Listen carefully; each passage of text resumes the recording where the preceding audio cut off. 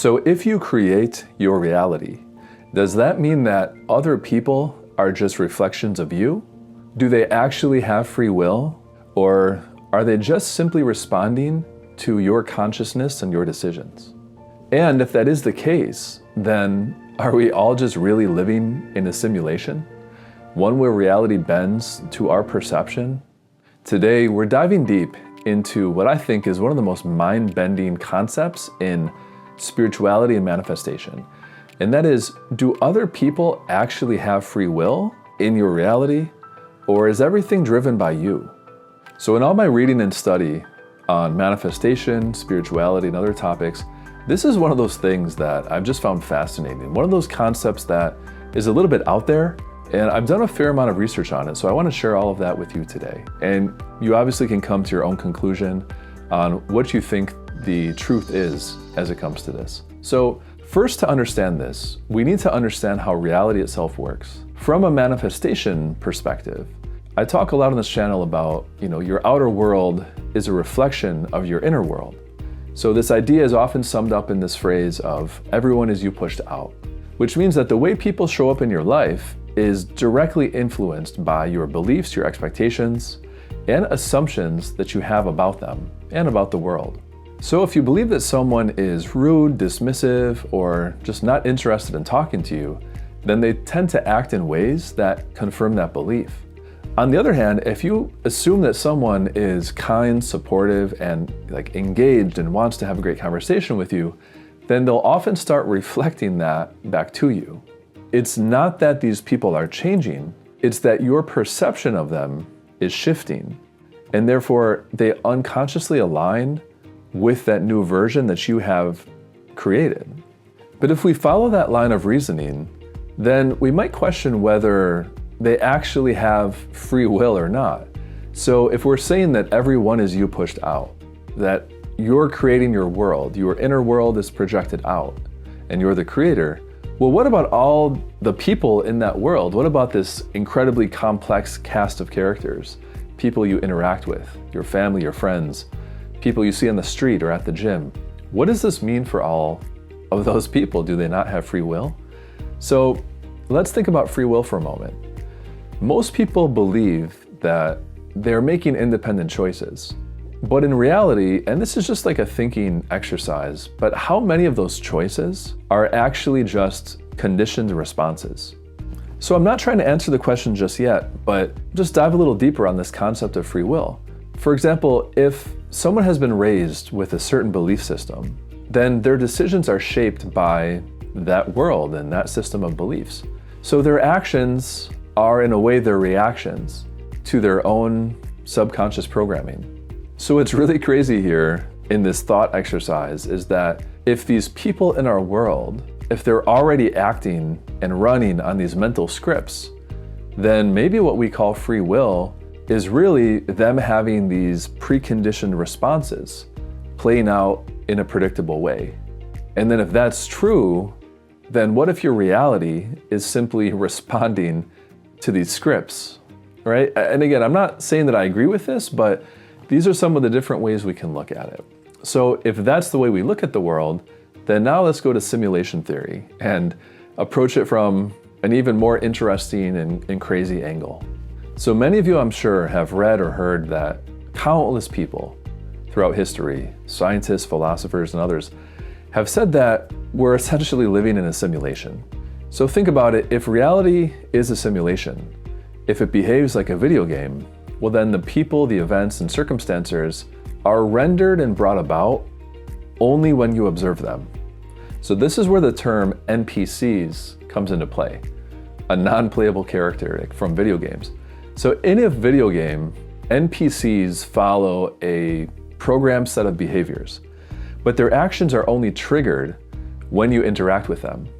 Now, I'm not saying that other people are NPCs, and to be honest, this explanation doesn't really resonate with me, but I just find it interesting to add into the mix. And the question is though, what if reality actually functions like that? What if people's behaviors are partially programmed responses that align with your expectations? Or if you really want to take this further, The next time you go out in public, next time you go to a mall on a Saturday and there's just hundreds of people everywhere, what if those people are all NPCs?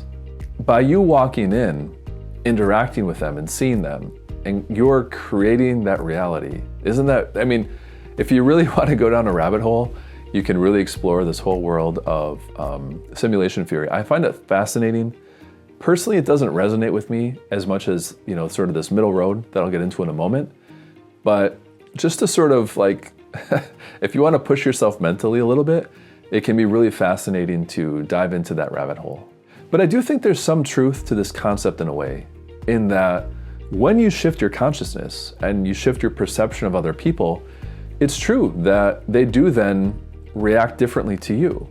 But again, with simulation theory, they would say that it's not because they're real, but it's because that the simulation is updating based on that new perception that you now have.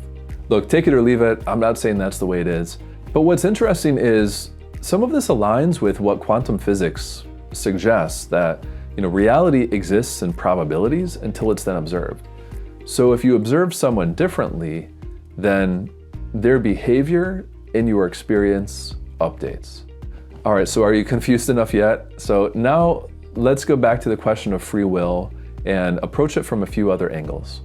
So what does all of this mean? Do people have free will or not? Are they just NPCs in your version of reality, as crazy as that sounds? So I wanted to put all of this out there because it is a really fascinating topic in the spirituality manifestation space. And so I thought it deserved at least one video, maybe more. So again, getting back to the central question, do other people have free will? Well, my view is that it's more of a middle ground. And so let me lay this out. I don't really believe in extremes in general. And like the extremes of the NPC theory, it just doesn't really resonate with me. But I see some truth in aspects of it. My middle ground would be the following. That first, from this perspective of everyone is you pushed out, I definitely have seen that played out countless times in my reality. That people reflect back to you your dominant beliefs and expectations. And so what you perceive in others and what you expect is then reflected back to you. I've definitely seen that countless times. But then second, from a more spiritual perspective and a higher consciousness perspective, I definitely know that other people exist as sovereign beings. So in that sense, there are other sovereign beings just like yourself, and they do have free will, but they're still influenced by your energetic field and your perceptions of them. So a little more nuance there, but in my view, they definitely have free will and are other sovereign beings creating their own reality. So that brings me to my third point, which is that this reality is co-created.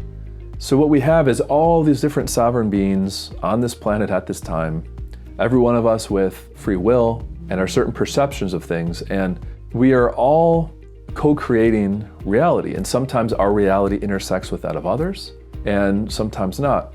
But others do in fact show up in a way that in part depends upon our internal programming, but that doesn't mean that they don't have free will. So at the end of the day, what I think is that life is sort of like this co-created, crazy interactive movie that we're all a part of. And just as we're the main character in our own story, we're also like, we have cameos in the movies of others. So if you think of life this way, then you're the main character, but others have their own storylines and movies that they're doing. And the way that they interact with you depends upon how you direct the script of your own mind and your own story. So if you assume certain things about other people, that's not altering or touching their own free will, but it is influencing how they show up in your life. So for example, if you assume that someone will never change in your reality, then they likely won't, at least in your experience. But if you genuinely shift your perception of that person, then you might be shocked at how they respond differently to you. But again, this is not have anything to do with their own free will, which they still exercise. It just has to do with how we're sort of co-creating in each of our own different movies. So I wanted to make this video because I got some questions about this specific thing, this intersection of free will and also other people. It's also come up a lot in the discussion of everyone is you pushed out, which is a topic from Neville Goddard that I've discussed a lot here on this channel. So I thought this would be interesting. Let me know in the comments what you think. I mean, this is a little more out there. It's not for everybody, but I think if you're on this spiritual or manifestation journey, some of this stuff, it's not easy to wrap your mind around it, but it's fascinating to sort of play around with these different perspectives. So at the end of the day, what do I think? Do other people have free will in your reality? For me, the answer is yes, absolutely yes. And from one perspective, yes, they are all independent beings with their own lives and free will.